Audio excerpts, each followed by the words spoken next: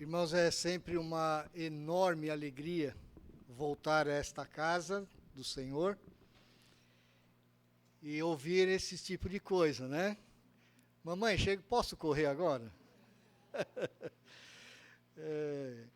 Eles não saem, viu, Namã?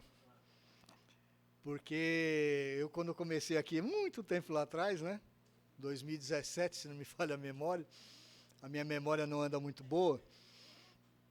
Eu achei sempre importante que as crianças permanecessem aqui.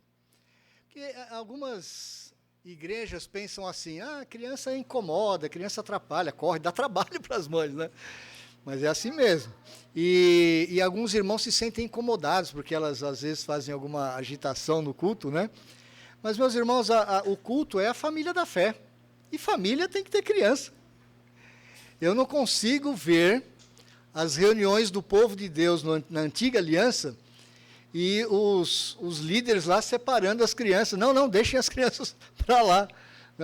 Não consigo ver isso. Eu vejo as crianças juntos, fazendo barulho, dá trabalho. É um treinamento para os pais, né? Eu sempre falei isso, né? É um treinamento para os pais, né?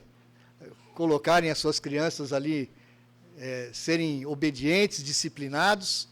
Eu e Beth tivemos muito trabalho, né? Ela menos, né? Porque ela ficava no piano e eu tinha que ficar apertando a orelha do Eliseu e do Elias para ficarem quietos no banco. E lá na Vila Maria, vocês sabem, tem os últimos bancos são reservados para pais com crianças. E eu fazia questão de sentar com eles aqui na frente. Eu sentava no segundo banco, como é meu costume até hoje. E eu falava, vocês fiquem quietos. E se fizer alguma coisa, vou levar lá para trás, e aí o pau vai comer. Irmãos, é muito bom ver o povo de Deus reunido, e as crianças estão crescendo, né? Estou vendo aí já a turminha bem... Logo eles estão aqui na frente, né? Nas equipes de júniores e adolescentes, e é uma alegria ver isso. Uma alegria ver esse teto reconstituído, né? Que alegria, viu? Essa igreja é bem iluminada, eu sempre gostei disso, nessa igreja. É uma igreja que eu, que sou meio ceguinho, né, posso enxergar a Bíblia com muita precisão. E as notícias que ouvi hoje, tantas bênçãos, né? Aniversário de 98 anos do pai do Samuel hoje. 98 anos, não é qualquer um que chega nessa idade. Graças a Deus, né, Samuel? A vitória da Nilda, né, conquistou uma grande vitória, conquistando mais uma casa, né? Ó, que bênção, que alegria, né? E um presente de Deus. Às vezes não é a bênção material em si, meus irmãos, mas é como essas bênçãos vêm. E a gente vê claramente a mão de Deus, né? Hoje é aniversário da Edna, né? Também da Luana, mas a Luana, creio, não está aqui hoje. Parabéns, Edna. Alguns irmãos aqui já começando a enfrentar problema de dengue? Algum aqui já? Edu. Lá na Vila Maria está cheio. Está cheio. E é em todo canto, viu, meus irmãos? Todo canto, muitos irmãos aí padecendo dessa enfermidade. É gripe, é pneumonia, agora meningite. Tomem cuidado com a meningite, né? Então, todas essas questões também estão acontecendo no nosso meio. Mas Deus tem abençoado. Flávia está grávida de mais uma criança, vai vir uma menininha agora para acalmar a energia do Isaac. As meninas sempre, né, fazem esse contraponto. Os meninos são ligados em 380 e torça para que venha uma menina calminha, porque senão você vai ver. E é uma alegria também rever o Namã. Namã tem sido uma surpresa muito agradável no nosso presbitério. Ele tem sido uma bênção. Depois, se vocês quiserem saber por quê, eu conto em particular. Ele realmente tem sido uma alegria ter você aqui, viu, Namã? E eu vejo como que Deus faz a sua. Meus irmãos, todos nós passamos, né? Nós cantamos aqui. Nós somos como a erva do campo, né? Cresce, passa um tempinho, depois passa e vai embora. A nossa vida é breve. E a gente vê como que Deus conduz as suas obras, como Deus conduz a sua igreja.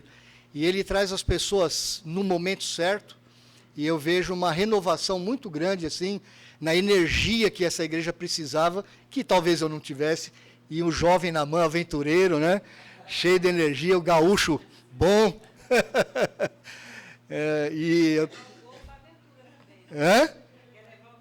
Mas tem que ser assim mesmo. O evangelho é uma aventura. É uma aventura o evangelho. Então vocês têm que subir os montes aí também, né? Fazer caminhada, correr, é isso aí. Eu precisava disso também, eu preciso de um incentivo, assim. O Daniel me incentiva, mas até agora não deu certo. Estou meio parado. Mas, meus irmãos, vamos ao que realmente nós estamos aqui para fazer, pregar a palavra do Senhor. Eu quero convidá-los a abrirem Lucas capítulo 23, do verso 33 ao 49. Uma pregação um pouquinho diferente daquelas que os irmãos acostumaram-se a ouvir da minha parte. Ela não chega a ser uma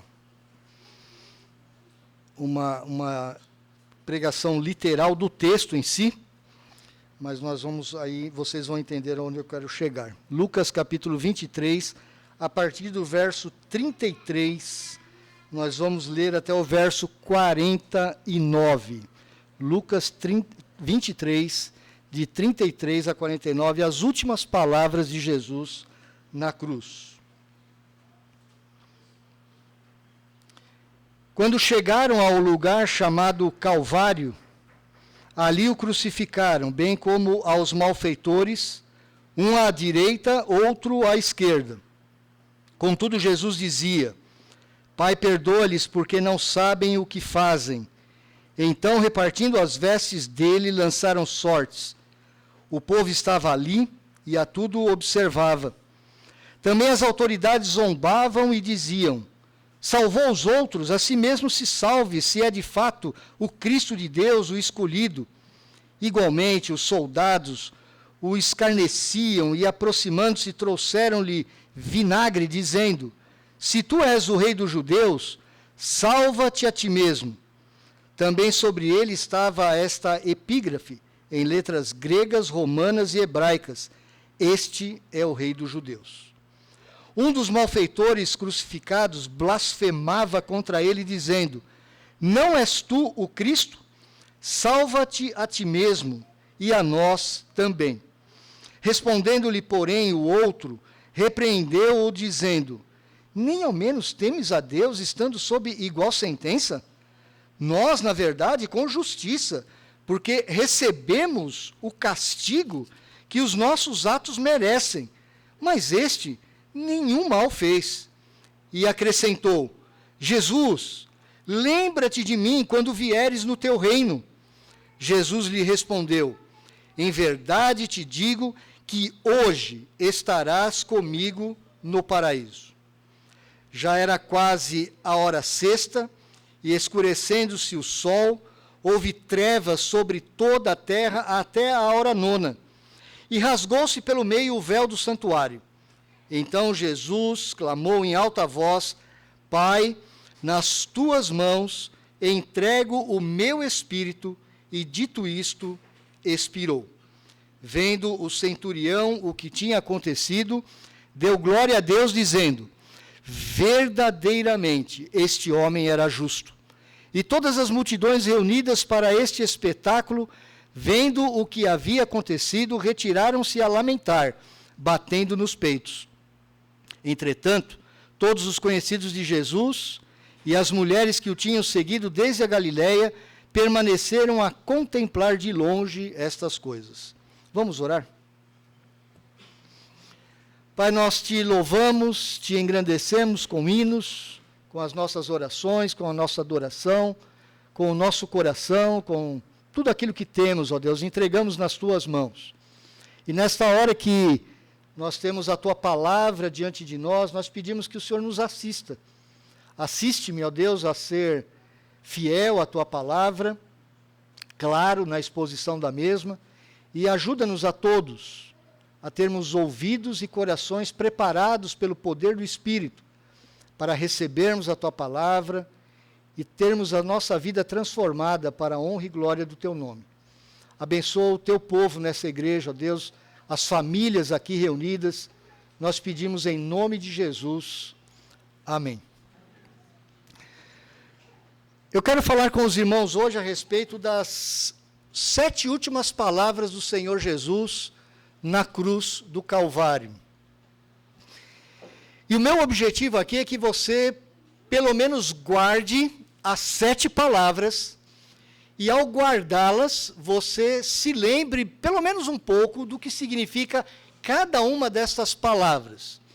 Para cada um dessas 7 palavras, eu vou usar uma única palavra, que vai terminar em ão, para que você tente guardá-la, e durante a semana, e talvez até para o resto da sua vida, você guarde essa palavra no seu coração. Isso é muito importante, porque são os últimos registros daquilo que Jesus falou na cruz do Calvário. Você vai perceber também que, eu não vou fazer uma exposição do texto de forma completa, porque essas 7 palavras do Senhor Jesus, elas estão espalhadas nos 4 evangelhos, Mateus, Marcos, Lucas e João. Eu li aqui no Evangelho de Lucas, mas nós temos algumas outras palavras que nós vamos mencionar aqui, e que não estão em Lucas, mas você vai encontrar talvez em Marcos ou em João. A primeira palavra que o Senhor Jesus profere aqui é uma palavra de perdão. Só para você já se acostumando, a primeira palavra é perdão. Perdão. Diz o texto no verso 34, Pai, perdoa-lhes porque não sabem o que fazem. O Senhor Jesus passou a sua vida quase inteira ensinando sobre o perdão, pelo menos no seu ministério, 3 anos e pouco. Ele falou muito sobre o perdão, ele ensinou o que é o perdão. E eu creio que muitas vezes nós até hoje não entendemos o que seja o perdão. Nós muitas vezes temos dificuldade em perdoar alguém porque pensamos assim, eu não consigo esquecer o que fulano ou ciclano fez a mim. Mas perdoar não é esquecer, não é você fazer um exercício de apagar a sua memória. Se você está tentando fazer isso, você não vai conseguir. Nós não temos essa capacidade de apagar da nossa memória coisas principalmente graves que acontecem conosco. O sentido de perdão nas Escrituras é eu assumir uma dívida do meu devedor em relação a mim.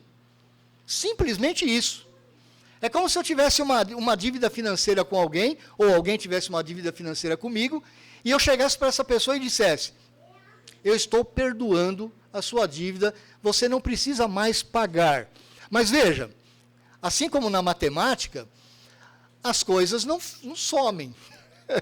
Os números podem mudar de lugar, mas eles não somem. Se aquela pessoa não tem que pagar mais a mim, que sou o credor, na verdade, quem que está assumindo a dívida aqui? Sou eu. Eu estou assumindo a dívida do meu devedor. Isso não serve só para dívidas financeiras. Isso serve para quando uma pessoa te ofende, uma pessoa quando é desagradável com você, quando uma pessoa te trai, quando uma pessoa te calunia, fala mal de você, quando uma pessoa faz qualquer tipo de mal a você, perdoar significa, eu vou assumir essa dívida e eu não vou cobrar mais essa dívida do meu devedor. Isso é perdão. O Senhor Jesus, ele está aqui dando uma demonstração prática, bem prática mesmo, do que realmente ele sempre ensinou. Ele está dizendo, Pai, perdoa esse povo, porque eles não sabem o que fazem.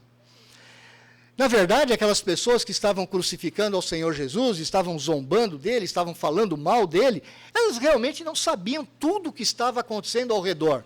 Elas não tinham ideia do que Deus estava fazendo ali, através daquele ato de sacrifício do seu filho. Então elas não compreendiam realmente tudo, embora a palavra de Deus ela não isente essas pessoas das suas responsabilidades pessoais, individuais.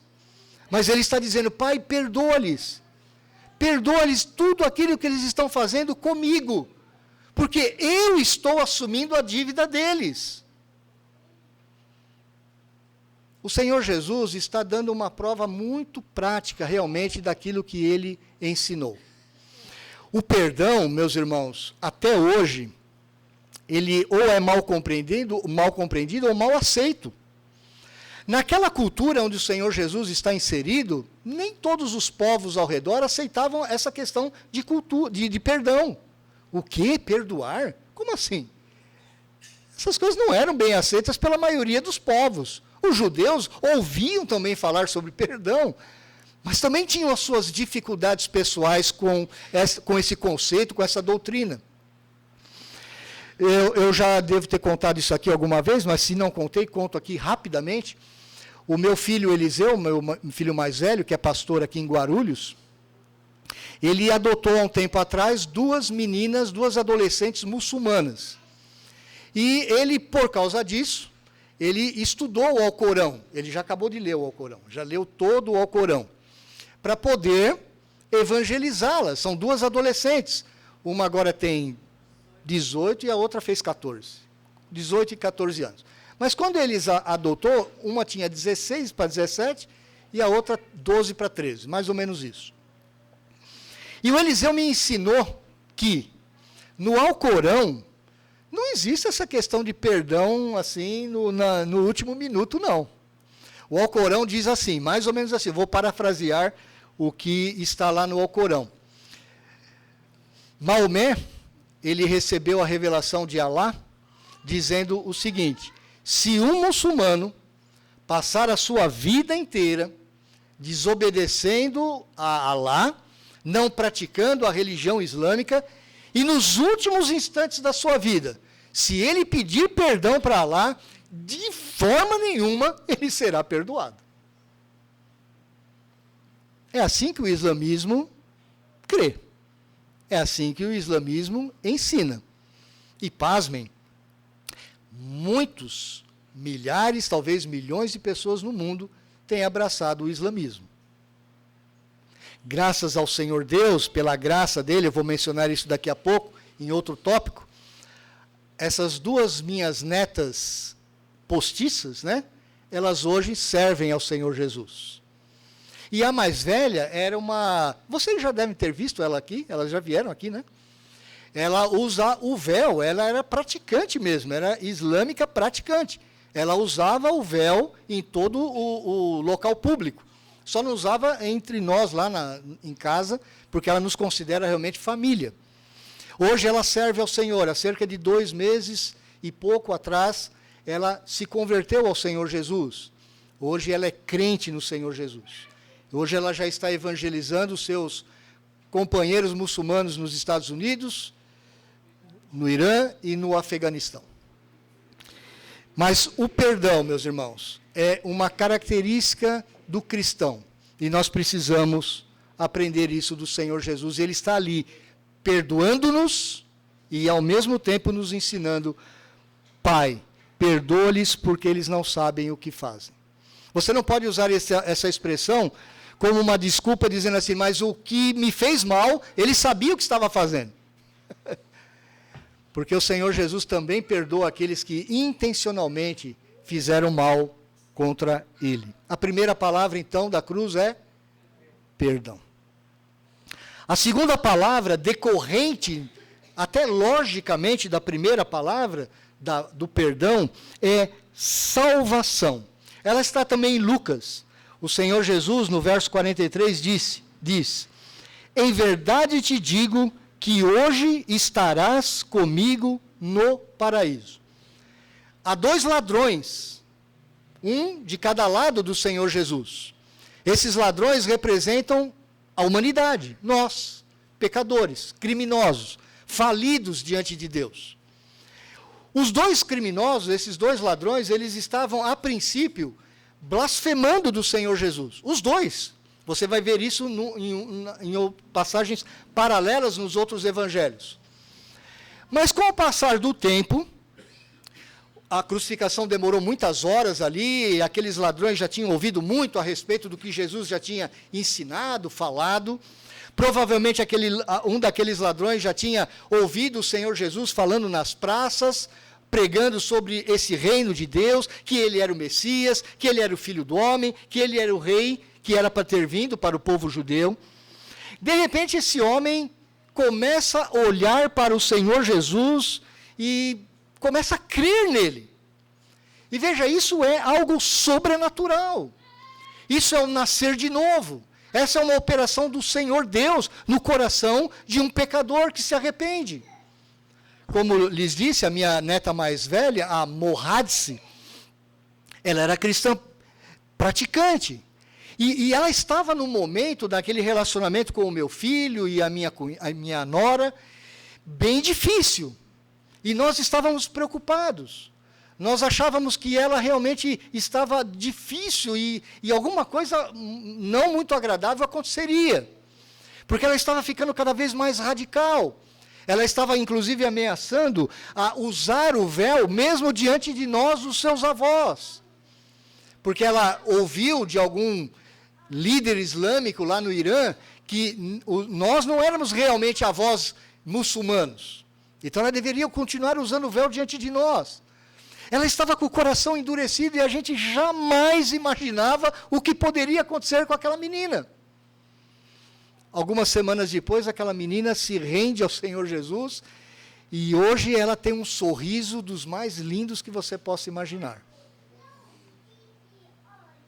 Quem que faz isso, meu irmão? Não é o ser humano. Não foi o meu filho.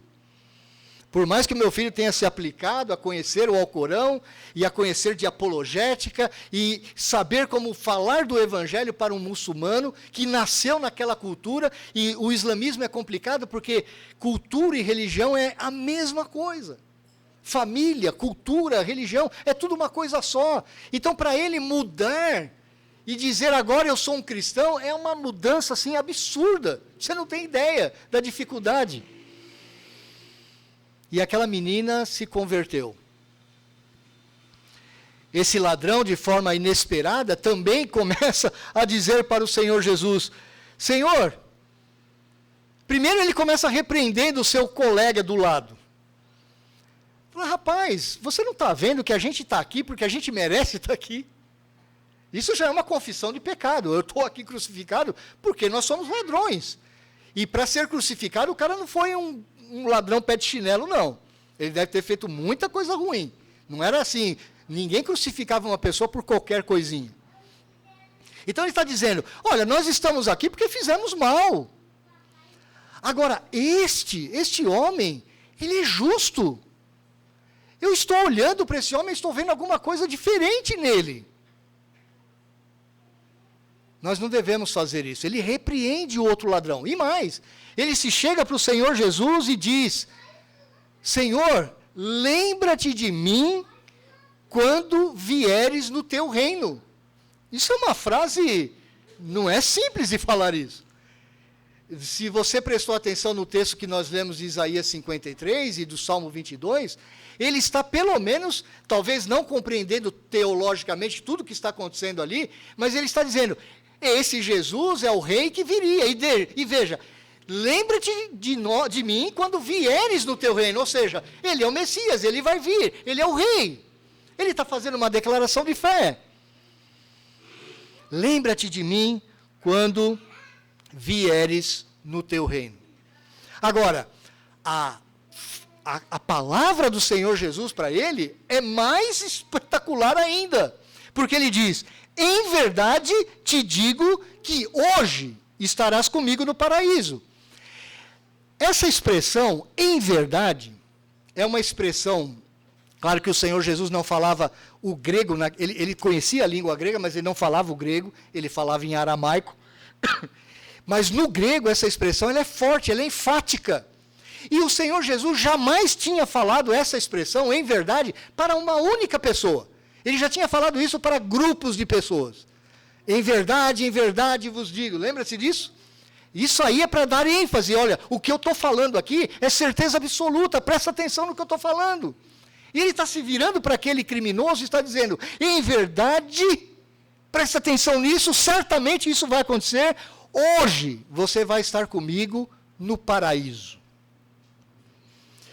Ou seja, o que o Senhor Jesus está dizendo para aquele ladrão é, olha, não existe sono da alma, como a seita adventista erradamente nos ensina.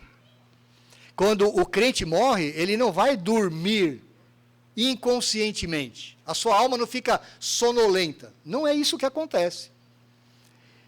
E também, esse texto nos ajuda a entender que não existe o tal de purgatório do romanismo. Ninguém vai para o purgatório. Porque o Senhor Jesus já completou a sua obra. Ele está dizendo, hoje mesmo, antes que o dia passe, você estará comigo consciente no paraíso. E eu fico imaginando o Senhor Jesus, depois de morto, e aquele ladrão depois de morto, se encontrando no paraíso. E o Senhor Jesus ali, olhando para aquele homem, falando assim, agora a minha alma tem prazer. A minha alma agora está satisfeita. Eu sofri ali naqueles dias, eu sofri a semana toda, eu sofri naquela cruz, mas agora eu estou com você aqui. O Senhor Jesus dando um grande abraço naquele ladrão, agora você é meu. O Messias, ele viu o penoso trabalho da sua alma, mas ele diz, ficou satisfeito, ele ficou feliz, ele ficou alegre. Hoje você vai estar comigo no paraíso. Meus irmãos, às vezes a gente pensa assim, né? Ah, mas se eu visse algum milagre do Senhor Jesus, como muitos viram, eu creria. Você já percebeu que quando a gente quer que um parente nosso, um amigo, um vizinho, alguém muito querido nosso, se converta, e você fica pensando assim, mas se ele visse Jesus ressuscitar o morto, ele certamente creria. Não é assim que às vezes a gente pensa? Quem sabe eu levando esse irmão lá para a igreja, ou esse amigo, vizinho, eu leve lá para a igreja, ele veja no testemunho de algum dos irmãos, alguma coisa tão sobrenatural que ele olhe, agora eu creio, agora ficou tão claro para mim. Mas não é assim que funciona. Você se lembra que o Senhor Jesus já havia feito muitos milagres? Talvez o maior milagre que o Senhor Jesus tenha feito era ressuscitar alguns mortos. Ele, quando ressuscitou Lázaro, o que aconteceu com aqueles líderes judaicos que o perseguiam o tempo todo? O que eles fizeram? Planejaram matá-lo. E eles viram Lázaro ressuscitado. Não pense que se um incrédulo ver um grande sinal de Deus, por maior que ele seja, ele vai crer. Não é assim que funciona. Isso é convencimento do Espírito Santo no coração dos eleitos, daqueles que são crentes. É sobrenatural. Por isso que os eleitos, aqueles que creem, eles não são melhores do que aqueles que não creem. Porque é pela graça.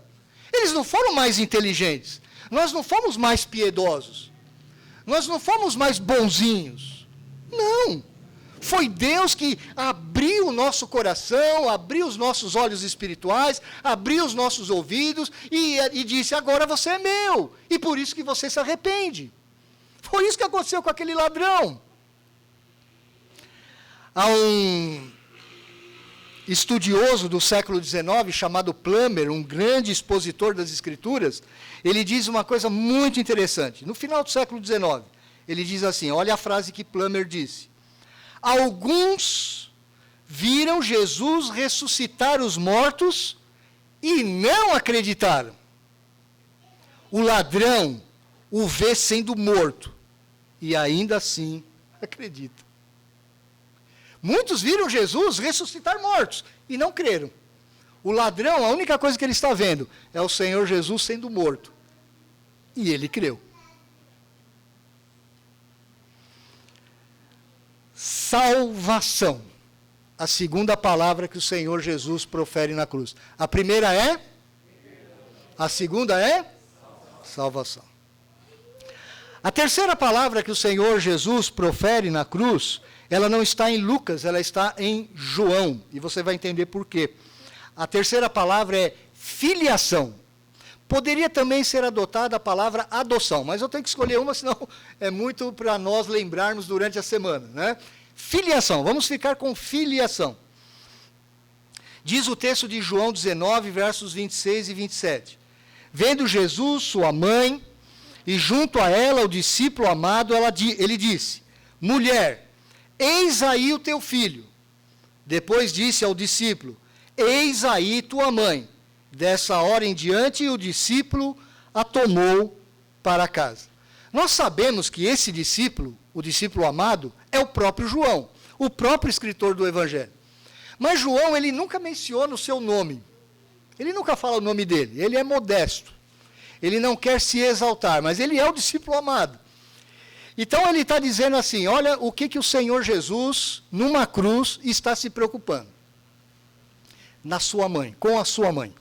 O que vai acontecer com a sua mãe dali para frente? Por que isso? Você precisa entender o contexto.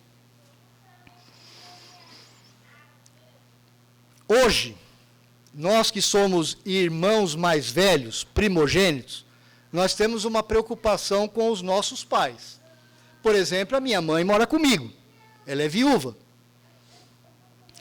E a gente tem uma responsabilidade em cuidar dos nossos pais. Na nossa cultura, a gente ainda tem isso. Está se perdendo com o passar do tempo, mas ainda temos essa preocupação.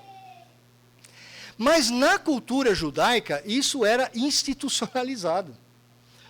O filho mais velho, ele era responsável por cuidar dos seus pais quando ficassem velhinhos ou viúvo, sozinho. Lembra-se daquela história que se conta do homem rico que tinha 2 filhos. Tinha um filho que ficou na fazenda e o filho mais jovem que saiu para dispersar todas as suas riquezas. O mais velho, ele era responsável por cuidar de todas as coisas do pai. Inclusive, ele recebia, o filho mais velho, quando eram 2 filhos, ele recebia 2/3 da herança. Ele recebia mais do que o filho mais novo. Porque justamente ele tinha esse encargo de cuidar da sua mãe ou do seu pai quando ficassem muito velhinhos. O Senhor Jesus, ele está numa cruz.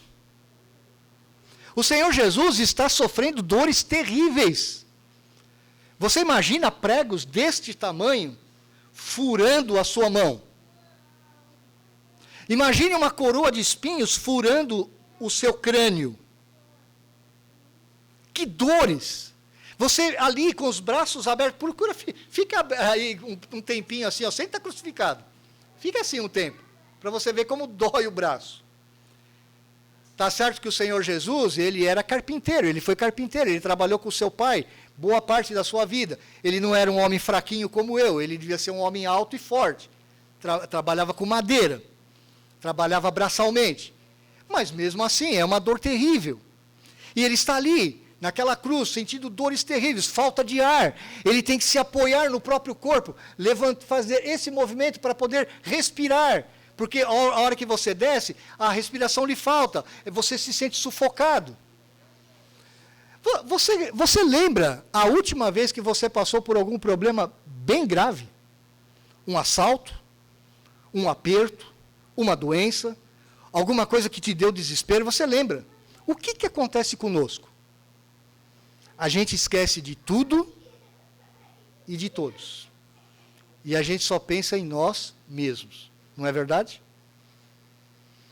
Se você está com um problema pontual, que é sério, que é grave, você não lembra de mais nada e ninguém. O Senhor Jesus, o primogênito da casa de Maria, ele está preocupado com Maria. Quem que vai cuidar de Maria? Lembre-se que os irmãos de Jesus, até esse momento, não eram crentes ainda. Talvez até tivessem já saído de casa. O Senhor Jesus não casou porque ele tinha um ministério a fazer. O Senhor Jesus sabe, Maria vai ficar sozinha. E eu preciso que alguém cuide da minha mãe. Por isso, ele naquela cruz, ele se preocupa com a sua mãe, dizendo para João, João, tome conta de Maria. Maria, eis aí agora o teu filho, você vai ficar junto com ele. O Senhor Jesus, mais uma vez, está mostrando para mim e para você, que mesmo que nós estejamos passando por lutas terríveis, nós somos chamados a olhar para o outro, e não para nós mesmos. E ele está mostrando praticamente isso. Mais uma vez, ele está se preocupando com a sua mãe, Ele está se preocupando, inclusive, com o seu discípulo João. João, toma conta da mãe, da minha mãe. Filiação. Terceira palavra que o Senhor Jesus profere. A primeira, a segunda, a terceira. Okay. A quarta palavra é aflição. Aflição. Às vezes nós pensamos assim, nós tendemos a pensar assim. Talvez você já passou isso pela sua cabeça. Você aprende que Jesus, ele é 100% homem e ele é 100% Deus. Ele é Deus perfeitamente e ele é homem perfeitamente. Isso às vezes faz a gente pensar assim, bom, se Jesus é Deus, não deve ter sido tão difícil passar naquela cruz. Ele talvez tivesse usado os seus poderes divinos para não suportar tantas dores, para não suportar tanta aflição, tanto abandono, tanta incredulidade, tanta traição. Mas não é isso que as Escrituras nos ensinam. A Escritura nos ensina que o Senhor Jesus se esvaziou da sua glória, completamente. Ele se esvaziou dos seus atributos divinos, que poderiam realmente livrá-lo daquela situação. Ele sofreu como um homem mesmo. E vejam, o Senhor Jesus, ele não sofreu só na cruz. Ele sofreu durante toda a sua vida. Imagine ele que viveu com o seu pai durante toda a eternidade, amando o seu pai, obedecendo o seu pai e olhando o tempo todo pessoas pecando ao seu lado. Nós não sabemos o que é isso, porque nós somos pecadores também. Quando nós vemos pessoas pecando do nosso lado, o que nós pensamos? É um igual a mim. Mas o Senhor Jesus, ele estava olhando pessoas ofendendo o pai dele. O Naamã mencionou isso aqui, eu achei interessante. Se alguém ofende o teu pai, você vai ficar chateado, não vai? No mínimo. O Senhor Jesus viu gente fazendo isso a vida toda. O Senhor Jesus, durante os seus 3 poucos anos de ministério com os seus discípulos, ele foi traído. Ele foi traído por Judas, ele gastou tempo com Judas. Ele gastou 3 anos treinando Judas, falando com Judas, orando com Judas.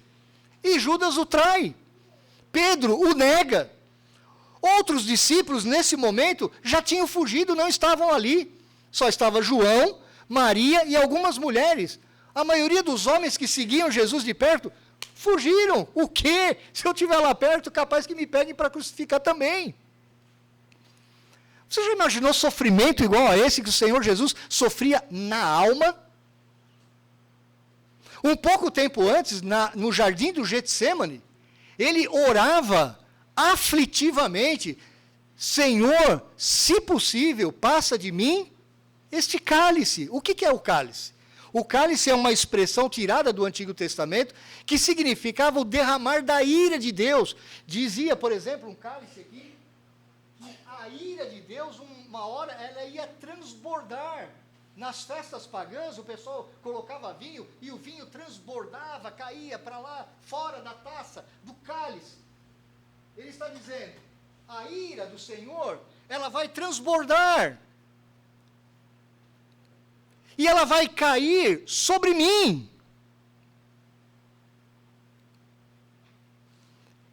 Você pensa que é fácil? Imagine, você já conheceu pessoas, Samuel, a sua mãe ainda é viva? Não, né? Ela faleceu há um tempinho atrás, não foi? 3 anos. O pai dele tem 98 anos agora. Imagine quantos anos eles ficaram casados. Meus avós ficaram 67 anos casados. Quando você conhece pessoas que ficaram assim 60, 70, 80 anos casados, sabe qual é uma característica delas? Quando um morre, o outro não sabe o que faz. Perde o sabor da vida. Por quê? Porque esses casamentos longos, que normalmente são abençoadérrimos, as pessoas criam uma empatia tão grande, uma engrenagem tão grande um com o outro, que eles não sabem mais viver sozinhos, são 2 peças engrenadas. Quando um morre, o outro não sabe mais o que faz. Ele perde a cor, ele perde a identidade. Nem sei mais o que eu estou fazendo aqui. Eu vi isso na vida da mãe da minha mãe, da minha avó. E vejo até hoje, em parte, na minha própria mãe, que até hoje chora a morte do meu pai, depois de muitos anos. Agora imagine o Filho de Deus, que vive com o seu pai, desde quando? Toda a eternidade. A gente não sabe nem medir isso. Que amou o pai, e o pai o amou perfeitamente, numa relação que nós vamos passar a eternidade toda e não vamos compreender. Imagine esse amor que os dois têm um pelo outro. E o Espírito ainda. Deus é amor. Meus irmãos, a gente acha que as dores físicas, emocionais, de abandono, de traição, foram as piores do Senhor Jesus. Não foram. Irmãos nossos, nos séculos seguintes, foram perseguidos pelo Império Romano, foram decapitados, foram cortados ao meio, foram cerrados, foram crucificados. O próprio Pedro foi crucificado de cabeça para baixo. E muitos iam para esses espetáculos de morte, louvando a Deus, cantando e adorando. Você acha que o nosso Senhor Jesus Cristo, o Messias, ele estava ali chorando? Ai, que dor! Ai, como eu estou sofrendo! Você acha? Essa não era a pior dor do Senhor Jesus. A sua dor foi quando ele viu o seu pai virar o rosto para ele. A Bíblia não diz que o pai virou o rosto para ele, mas ele diz: Deus meu, por que me abandonaste? Quando o pai olha para o Senhor Jesus, ele vê os nossos pecados sobre ele. E a sua ira tem que vir sobre o seu filho. Por isso o cordeiro é esmagado. Essa é a maior dor do Senhor Jesus, ver o seu pai virar o rosto por um instante e se sentir abandonado pelo seu pai, por aquele amor eterno de toda uma existência, que não tem começo e nem final. Por isso, no jardim do Getsêmani, ele disse: por favor, se possível, passa de mim esse cálice. O pai não respondeu, então ele disse: farei a tua vontade. O Senhor Jesus, ali, ele disse ainda, depois, vendo Jesus que tudo já estava consumado para se cumprir a Escritura, ele disse: tenho sede. João 19, 28. Tenho sede. O Naamã mencionou aqui na liturgia.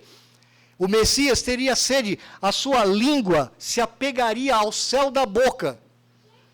Ele não conseguiria nem falar. Deram-lhe um tipo de um vinho muito vagabundo, chamado vinagre. Não é o vinagre de cozinha que você usa. Era um tipo de vinho muito, muito sem vergonha, muito barato. Deram-lhe um pouco de vinagre para que ele pudesse pelo menos molhar a sua boca e poder falar mais alguma coisa. Aflição. No Salmo 69, verso 21 diz: por alimento me deram fel, e na minha sede me deram a beber vinagre. Ele sofre fisicamente, é verdade. Ele é afligido fisicamente, terrivelmente. A quarta palavra, então, é aflição. Aflição. A quinta palavra é condenação. Aí sim, o grande sofrimento que ele sofreu na sua alma. Deus meu, por que me desamparaste? Alguém que já tinha dito isso. Tudo me foi entregue por meu Pai. Ninguém conhece o Filho senão o Pai, ninguém conhece o Pai senão o Filho, e aquele a quem o Filho quiser revelar. Em Mateus 11, verso 27. A maior dor do Senhor Jesus não foi física, não foi a sua sede, foi na sua alma. Porque ele estava carregando o meu pecado, o seu pecado, o pecado do seu povo. Ele foi abandonado. Uma poetisa norte-americana chamada Elizabeth Browning, ela faz uma poesia muito bonita, mas como você tem que traduzir para o português, perde, né, a sua capacidade poética, as palavras não vão assim fazer aquele som poético. Ela diz assim: sim, uma vez que o grito órfão de Emanuel, seu universo estremeceu, soou único, sem eco. Meu Deus, estou abandonado. Subiu dos lábios do santo em meio à sua criação perdida, que dos perdidos nenhum filho deveria usar essas palavras de desolação. Ou seja, o Senhor Jesus foi abandonado pelo seu Pai sem merecer, para que eu e você jamais pudéssemos dizer isso diante de Deus. Deus não nos abandona, porque o seu Filho foi abandonado por nós. A quinta palavra, então, ela é a condenação. Vamos ver se a gente lembra todas as palavras? A primeira é? A segunda? A terceira? A quarta? A quinta? Vocês estão bem mesmo, viu? Estão melhor que eu, às vezes até eu esqueço. Mas vamos lá, a sexta palavra, consumação. João 19:30 nos diz: quando, pois, Jesus tomou o vinagre, disse, está consumado, e inclinando a cabeça, rendeu o espírito. Está consumado. Essa palavra, quando ela é traduzida para o grego, que está no Novo Testamento originalmente, ela significa, a palavra é tetelestai. Tetelestai. Se você for à Grécia hoje, e você for a alguma loja, se ainda tiver carimbo, não sei nem se ainda existe essa coisa de carimbo, né? Tá pago. Sabe o carimbo? Tá pago. Se você for lá na Grécia hoje, porque essa palavra, ela passou do grego antigo para o grego moderno, ela continua em vigor. Se você comprar alguma coisa, a pessoa carimbar lá, ela vai carimbar esta palavra que o Senhor Jesus falou aqui. Tetelestai. Está consumado. Ou seja, está cumprida toda a minha obra. Tudo aquilo para o que eu vim fazer está cumprido, está pago, a dívida está paga completamente. Novamente, eu tenho que lhes falar a respeito de uma outra heresia que a seita adventista propaga por aí, que é a chamada investigação ou juízo investigativo celestial do Senhor Jesus Cristo. De onde veio isso? Lá no século XIX, os falsos profetas do adventismo haviam marcado a volta do Senhor Jesus. Olha, Jesus vai voltar lá tal dia, tal ano. Só que Jesus não veio. Ele não veio, porque eles interpretaram de forma errada as Escrituras. Então, os seus adeptos pensaram assim, bom, se ele não veio, agora como é que a gente vai explicar para o povo que a gente é falso profeta? Então eles criaram uma doutrina chamada a doutrina do juízo investigativo. Ou seja, Jesus está nas regiões celestiais fazendo alguma coisa além da cruz, fazendo uma investigação da vida de cada um de nós. Isso não é bíblico, isso não está nas Escrituras, isso não existe. Porque o Senhor Jesus, ele completou a sua obra. Ele disse, está pago, não tem mais nada o que fazer. Tudo o que eu tinha que fazer, eu fiz. Eu paguei a dívida deles. Está pago, está resolvido, está totalmente liquidada a questão. O Senhor Jesus cumpriu a ordem do seu Pai. Ele cumpriu todo o plano naquela cruz. Por isso, você pode se sentir livre. Você não precisa viver com o peso do pecado nas suas costas. A palavra de Deus, o Evangelho, diz que o Senhor Jesus venceu o pecado por nós. Ele venceu, inclusive, a própria morte. Eu sei que a morte ainda nos deixa sem voz, a morte nos deixa tristes, abatidos, é verdade, mas nem a morte, que é o principal evento na vida de um ser humano que nós não queremos enfrentar, mesmo a morte, ela já foi vencida pelo Senhor. O Senhor Jesus já venceu a morte. Está consumado, Ele está morrendo para que nós não morramos eternamente, jamais. Nós vamos morrer fisicamente. E morrer na Bíblia significa separação. Alguma coisa está sendo separada. Quando nós nascemos, o Gabriel tão bonitinho, crianças tão bonitinhas, o meu netinho de 2 aninhos, uma belezura, eu sempre falo, eles são filhos de Adão, eles são filhos da desobediência, eles são filhos da ira. Na verdade, todo ser humano, quando nasce, nasce morto espiritualmente. Ele está separado de Deus. Todos nascemos em Adão, é o nosso primeiro pai. E nascemos mortos espiritualmente. Essa é uma realidade que você deve levar em consideração. Quando você encontrar os seus vizinhos, seus amigos, seus colegas de faculdade, os seus vizinhos de porta, eles estão vivos, eles estão organicamente funcionando, eles estão trabalhando, eles estão se divertindo, mas eles estão mortos espiritualmente. Eles já estão mortos. Eles estão separados de Deus. O que acontece na nossa morte física é uma separação entre corpo e alma. Algo que não era para ser assim. Por isso tão dolorida para nós, tão confusa na nossa mente. A separação entre corpo e alma, isso é morte. Mas a alma, ela continua viva. Ela continua consciente, ela não vai dormir. A pior morte é a morte eterna. Se nós morrermos fisicamente, sem a graça do Senhor na nossa vida, quando nós ressuscitarmos, nós vamos morrer eternamente. Significa, você vai estar separado de Deus por toda a eternidade. Para sempre, não tem mais volta. É a pior morte, a morte eterna. O Senhor Jesus já venceu essa morte no nosso lugar. Ele estava ali naquela cruz, morrendo para que eu e você não tivéssemos mais o pavor da morte. Você não precisa ter medo da morte. Você não precisa amá-la. Você não precisa gostar da morte. Você não vai sair daqui dizendo, agora que bom, né? Paulo falou que o Senhor Jesus venceu a morte, agora eu quero morrer. Não, isso também não está certo.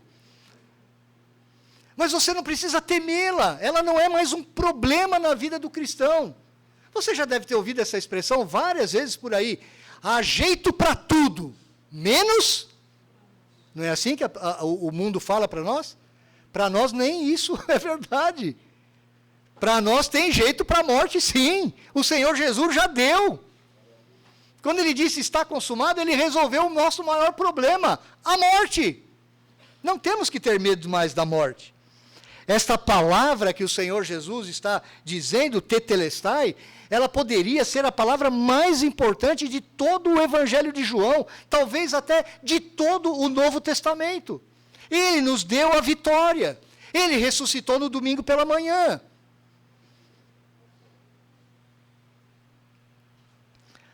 A sexta palavra, então, é consumação. Está consumado, está pago. Tetelestai. A última palavra do Senhor Jesus é rendição. Está em Lucas, no verso 46 que nós lemos. Então Jesus clamou em alta voz, Pai, nas tuas mãos entrego o meu espírito, e dito isto, expirou. Meus irmãos, o Senhor Jesus já havia dito isso em João 10. Por isso, o Pai me ama, porque eu dou a minha vida para a reassumir. Ninguém a tira de mim. Pelo contrário, eu espontaneamente a dou. Eu tenho autoridade para a entregar e também para reavê-la. Este mandato, recebi do meu Pai. O Senhor Jesus não é um pobre coitado que está morrendo naquela cruz e o Senhor Deus e Pai olhando para ele e fala assim, puxa vida, esse povo não entendeu nada do que eu fiz, o meu plano, eles crucificaram o meu filho. Nunca passou pela mente da triunidade qualquer tipo desse pensamento. O Senhor Jesus está dizendo, eu entrego a minha vida. Agora chegou a hora de eu morrer. Eu vou entregar o meu espírito. Ou seja, ele tem controle sobre toda a situação. Ele poderia ter feito o seguinte, Pai, vamos mudar essa história aqui, vamos acabar com essa brincadeira, manda os teus anjos aqui para o coração de toda essa turma aqui, me tira dessa cruz, vamos acabar com a brincadeira. Ele podia ter feito isso, mas ele não fez. Pai, eu estou entregando a minha vida. Eu estou entregando a minha... Eu não estou sendo mal compreendido, eu não estou sendo vítima da sociedade. Eu me lembro quantas vezes eu, quando adolescente, fazendo primeira comunhão na Igreja Católica, e às vezes a gente era levado a olhar para aquele Jesus Cristo crucificado numa cruz, numa igreja católica, e a gente tinha aquela sensação, coitadinho, né? Coitadinho do Senhor Jesus. Coitadinho de nós. Ele estava entregando o seu espírito, ele tinha total controle. No Salmo 31, verso 5 diz: nas tuas mãos entrego o meu espírito, tu me remiste, Senhor, Deus da verdade. O Senhor Jesus, ele tinha completo controle sobre todas as coisas. Ele entregou a sua vida, ele rendeu o seu espírito, ele entregou o seu espírito. Está aqui, Pai, a minha obra está completa. Eu queria tirar algumas conclusões de todas essas 7 palavras, mas vamos repeti-las antes? Vamos ver se a gente consegue repetir durante a semana. A primeira é? Segunda? Terceira? Opa, já deu uma... Filiação. Quarta? Quinta? Sexta? Sétima? Rendição. Vocês estão muito bem, parabéns. Conclusão. Essa conclusão eu tiro de um autor chamado Mark Jones. Primeira conclusão, e eu vou passar de forma bem rápida. Nosso Senhor na cruz clamou com lamento para que cantássemos louvores. Se hoje você pôde cantar aqui, bonito, do jeito que vocês cantaram, louvores ao Senhor, é porque um dia o Senhor se lamentou naquela cruz. Por isso você pode estar louvando ao Senhor hoje. Segunda, ele secou de sede para que pudéssemos beber livremente da fonte. Hoje você pode beber da água da vida, que é a palavra do Senhor. Você pode beber do seu espírito. Hoje você pode talvez ter sede durante algum momento, às vezes, né? Como eu agora estou com sede, a boca seca, e tenho que tomar essa água. Mas a água que realmente mata a sede da nossa alma, nós já temos. É a água do próprio Senhor, a sua palavra, o seu espírito, a sua comunhão com o seu Pai e conosco. Mas ele passou sede para que você pudesse beber desta fonte inesgotável de água. Terceiro, ele foi abandonado nas trevas para que pudéssemos ter comunhão na luz. Como é bom enxergar com esses olhos, não é, meu irmão? É triste ver uma pessoa cega que nunca viu a luz do sol, que não pode ver essas lâmpadas bem iluminadas, iluminando. Mas a pior cegueira é a cegueira espiritual. É estar nas trevas espirituais, não enxergar nada da realidade da vida. E o Senhor Jesus, ele passou por trevas. Ele foi abandonado pelo seu Pai para que eu e você pudéssemos ter comunhão na luz. Quarto lugar, ele foi esmagado para que você pudesse ser restaurado. Você hoje está aqui com saúde relativamente boa, mas principalmente, espiritualmente, você foi restaurado, você agora é um filho de Deus. Isso não foi de graça. O Senhor Jesus foi esmagado para que você pudesse ser restaurado. Ele foi envergonhado publicamente, ele estava nu naquela cruz, completamente nu. Era uma vergonha para que pudéssemos ser exaltados publicamente. Hoje nós podemos usar as nossas melhores roupas para vir adorar ao Senhor. Hoje nós somos, de certa forma, até exaltados publicamente. Mas o Senhor Jesus, ele foi envergonhado para que você pudesse estar de pé diante de Deus. Ele foi escarnecido pelos malfeitores para que você fosse louvado pelos anjos. Você sabia que quando os anjos nos olham, eles louvam ao Senhor em primeiro lugar, e eles louvam e ficam felizes conosco? Mas o Senhor Jesus, ele foi escarnecido por aqueles ladrões, por aqueles soldados romanos, pelos líderes judeus, para que eu e você pudéssemos ser hoje louvados pelos anjos. Ele deu o seu espírito para que tivéssemos o nosso espírito salvo, para que você não precise ter medo mais da morte. a sua alma está viva eternamente. O Senhor Jesus, Ele doou o seu Espírito, Ele entregou o seu Espírito, Ele morreu para que você pudesse ter o seu Espírito salvo.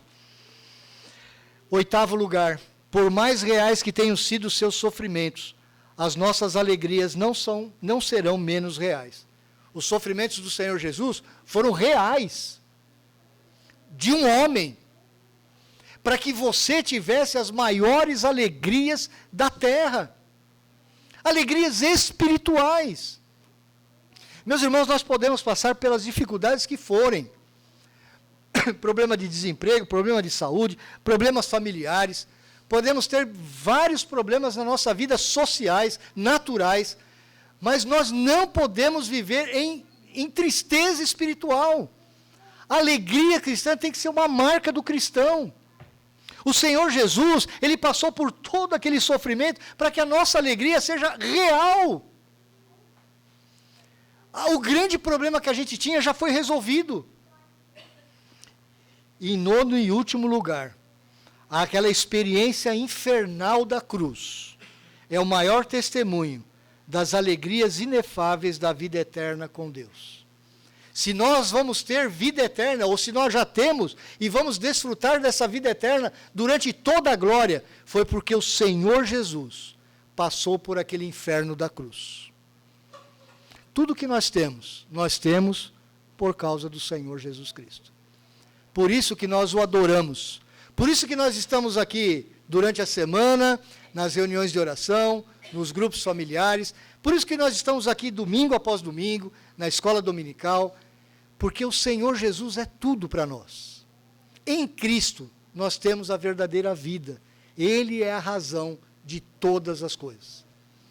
Não é religião, não são os logismos da nossa época, os ismos, não são as teorias, nada disso. Só o Senhor Jesus pode nos trazer a verdadeira vida. Vamos orar. Pai, nós te agradecemos pelo grande sacrifício do Senhor Jesus naquela cruz. Te agradecemos porque essas últimas palavras se revestem de uma importância augusta para cada um de nós.